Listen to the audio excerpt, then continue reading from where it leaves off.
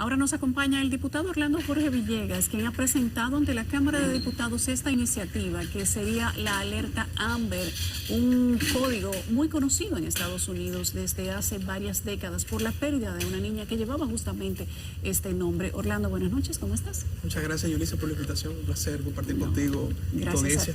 Gracias a ti.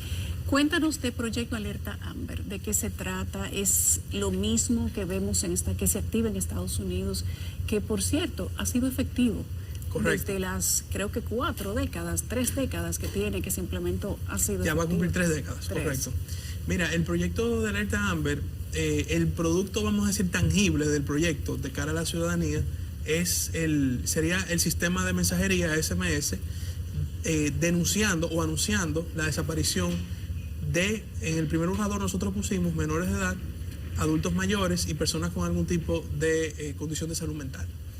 Estamos ahora en la comisión ampliando el espectro, dado la cantidad de casos que han surgido, y como está diseñado el sistema de búsqueda y recuperación, pues es necesario que la ley acoja a toda la ciudadanía, por lo menos en una primera etapa. El proyecto de ley de Alerta Amber, si bien ese es el producto final, y obviamente que los medios de comunicación, radiales, televisivos, el sistema de vallas, tanto análogas como digitales, se sumen a esta alerta, lo más importante, Yulisa, es que crea la brigada de Alerta Amber. Porque como está diseñado el sistema actualmente, que se explicó en parte en el reportaje que vimos anteriormente, donde hay una unidad de la Policía Nacional que solamente tiene 10 agentes y pocos recursos tecnológicos y herramientas de investigación, pues obviamente lo primero que había que atacar era el diseño de cómo buscar y recuperar. Y yo te pongo un ejemplo, porque la brigada no es algo nuevo, no es una institución nueva, no es algo que tenga un presupuesto nuevo. A mí me gusta hacer el paralelo con el COE, con el Centro de Operaciones de Emergencia, porque la brigada va a unir varias instituciones del Estado que tienen los recursos actualmente, Yulisa, y que no se utilizan para este tipo de procedimientos. Te pongo ejemplos de instituciones que van a estar en la brigada. Indotel.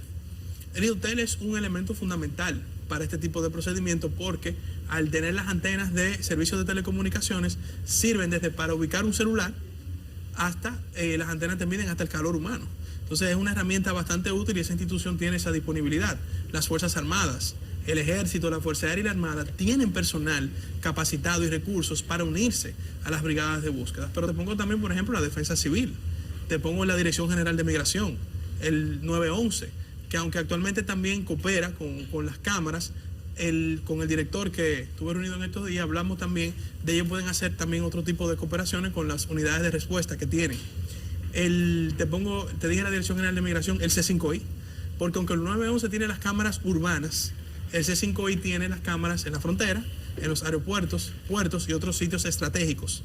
Entonces, hay una serie de instituciones que ya existen, no hay que crearlas, tienen su propio presupuesto y su propio recurso, lo que hay que unificarlas en torno a un criterio de un protocolo de búsqueda y recuperación. Entonces, ese es el principal propósito de nuestro proyecto de ley. De esa brigada, que es una brigada estratégica y táctica, entonces saldrá como producto la alerta que nosotros veremos, Dios mediante, en nuestros celulares y en toda una red de comunicación.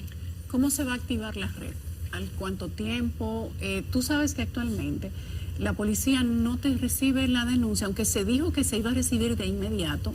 Según las familias de las víctimas que han venido aquí a CDN, ellos dicen que se las reciben después de las 48 horas. ¿Qué va a cambiar con la alerta Amber?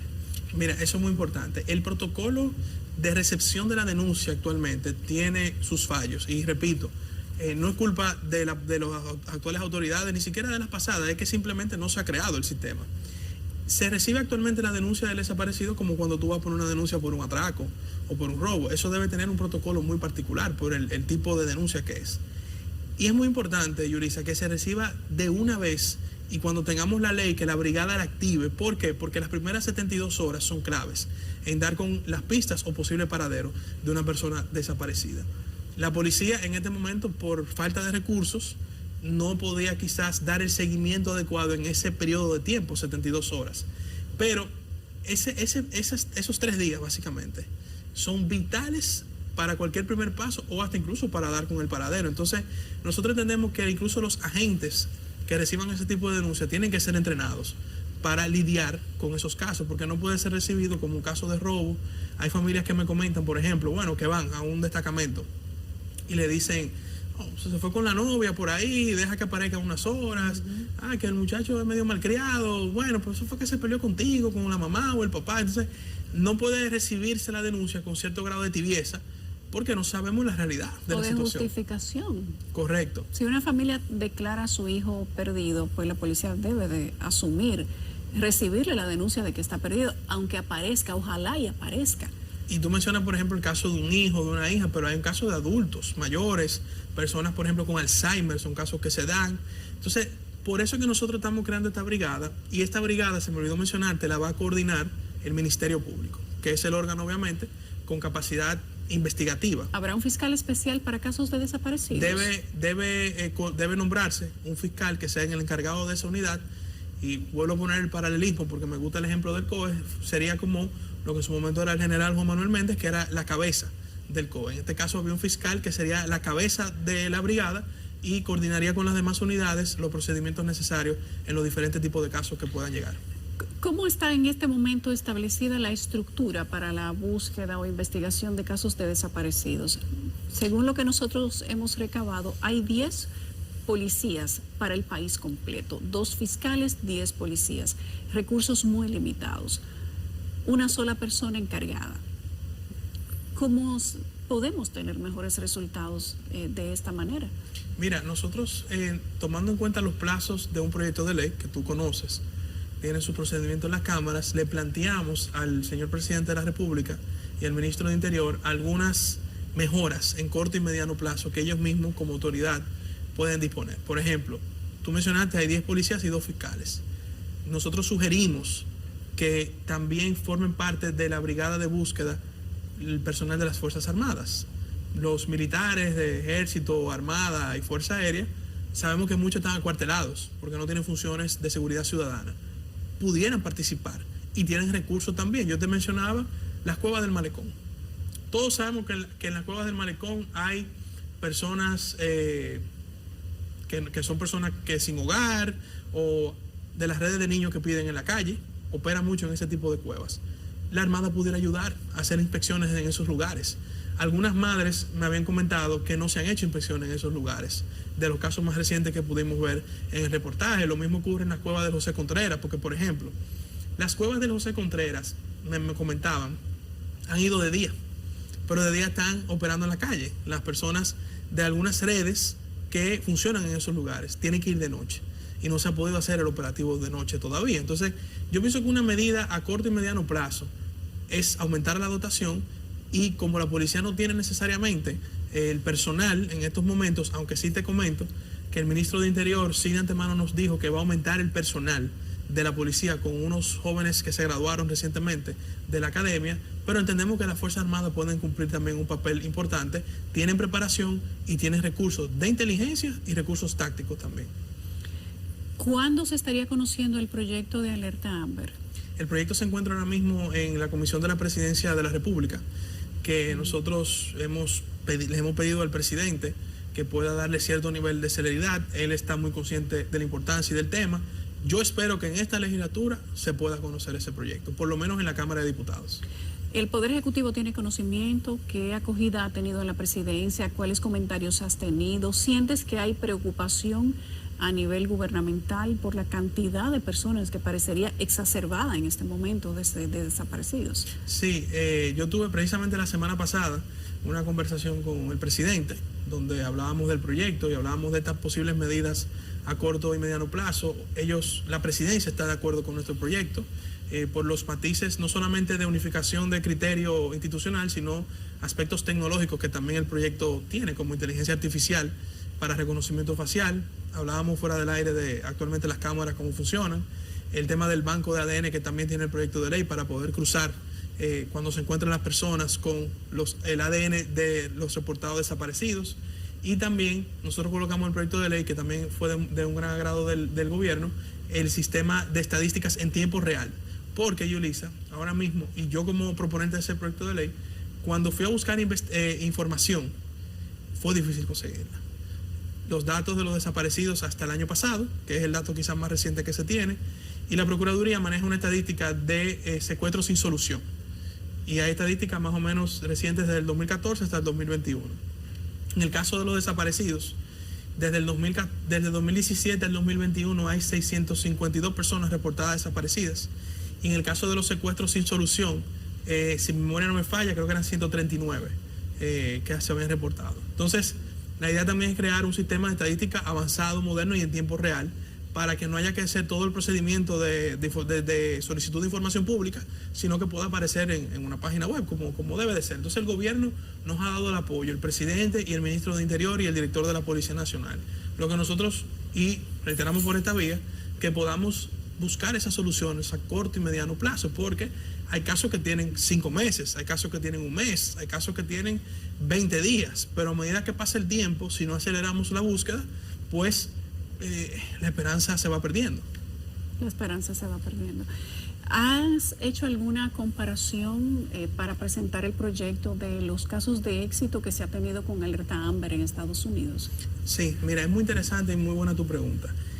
Primero quiero decir algo aquí que mucha gente me pregunta, que por qué le pusimos al proyecto Alerta Amber y no Alerta Carla Maciel o quizás otro nombre de algún niño o persona desaparecida, un caso que haya trastornado bastante a la sociedad. La Alerta Amber es una marca mundial.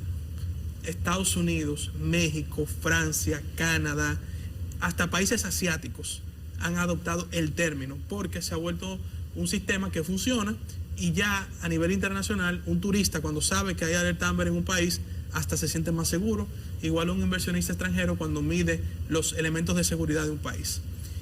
Alerta Amber en Estados Unidos tiene componentes diferentes porque al ser Estados Unidos un sistema federal, las policías de los estados tienen procedimientos de búsqueda y recuperación, no te puedo decir muy diferentes, pero tienen diferentes procedimientos, como cada policía es autónoma, tiene su forma de investigar y buscar. Entonces, ya el sistema en sí, que es la alerta, sí nosotros hemos evaluado no solamente el caso de Estados Unidos, sino quiero comentarte el de Canadá, que es otro país norteamericano, que lo ha implementado de una manera bastante eficiente el modelo de Alerta Amber. Y estamos estudiando el de México ahora. Como México es un país muy grande y tiene también situaciones de seguridad y tiene polos turísticos, estamos estudiando cómo le ha funcionado a ellos, porque sí, por ejemplo, notamos que en el caso de México no se ha dado la velocidad en el reporte y la emisión del mensaje por SMS. Entonces son detallitos que técnicos, pero son importantes a tomar en cuenta para que obviamente se pueda producir la alerta en el menor tiempo posible. En Estados Unidos, si tú tienes un celular con un chip norteamericano, un chip de una telefónica de Estados Unidos, esa alerta te llega de inmediato desde que la policía la emite. Entonces, son detallitos que estamos analizando, pero el modelo de Estados Unidos y el de Canadá creo que ahora mismo son los más avanzados en el mundo. ¿Has involucrado a la policía en la discusión de esta alerta, de este proyecto? Sí. ¿Y qué has recibido? Bueno, hemos hablado con el ministro de Interior, que nos dio todo su apoyo. Se puso a disposición de ir al Congreso también a defender el proyecto de ley. Con la policía hemos estado viendo precisamente esos puntos de cómo, en base a la experiencia que ellos han tenido, pues la brigada pudiera crear protocolos eficientes, porque si la policía ya tiene lecciones aprendidas, que eso es una gran ventaja. Esas lecciones aprendidas hay que traducirlas en soluciones dentro de la brigada. Con quien tenemos pendiente reunirnos y vamos a solicitar una cita en los próximos días es con la Procuraduría General de la República para también integrarlos a ellos en pues armar el protocolo. La ley no contempla el protocolo porque estamos creando parámetros generales, pero sí queremos participar también en la elaboración del protocolo. Ya incluso el Consejo de Desarrollo Económico y Social de Santo Domingo, el CODES, se puso a disposición para buscar expertos y ellos mismos financiarlo para la creación del protocolo, pero nosotros queremos ser partícipes también de la elaboración de esa herramienta y ahora vamos a hacer una visita a la Procuraduría para esos fines también. ¿Cuándo tendremos noticias entonces ya del estudio, de la pieza que digamos que la comisión de investigación o de estudio a la que se manda en el Congreso se conocería primero en la Cámara de Diputados? Cuéntanos un poco el proyecto antes de ir. Sí, ahora mismo, como estamos comenzando noviembre, yo espero ya para finales de mes que nosotros tengamos por lo menos ya la mayor cantidad no sabes que en procedimiento de comisiones se reciben expertos, se reciben algunas instituciones involucradas, ya ese proceso comenzó. Entonces yo espero que para finales de noviembre nosotros tengamos ese proceso listo y la comisión pueda emitir un informe favorable. O sea que yo entiendo que ya en un mes podemos dar una actualización contundente. Luego iría al Pleno de la Cámara de Diputados. Yo estoy seguro que el presidente Alfredo Pacheco le va a dar prioridad a este proyecto. Y luego iría al Senado con la observación de que la legislatura, aunque termina los primeros días de enero, no daría el tiempo del procedimiento entre ambas cámaras. Por más que uno quiera, pero las cámaras tienen su protocolo y tú sabes que tienen sus tiempos. Entonces, por el poco tiempo que queda en esta legislatura, yo pienso que el Senado lo conocería ya en la próxima. Gracias, Orlando. Gracias a ti. Qué gusto tenerte aquí. Qué bueno saber que hay alguien en la Cámara de Diputados que está pensando en las personas desaparecidas. Muchas gracias. Todos los días se multiplican, lamentablemente. Orlando Jorge Villegas, diputado de la República, quien está con nosotros hablando de la alerta Amber. Gracias, Orlando.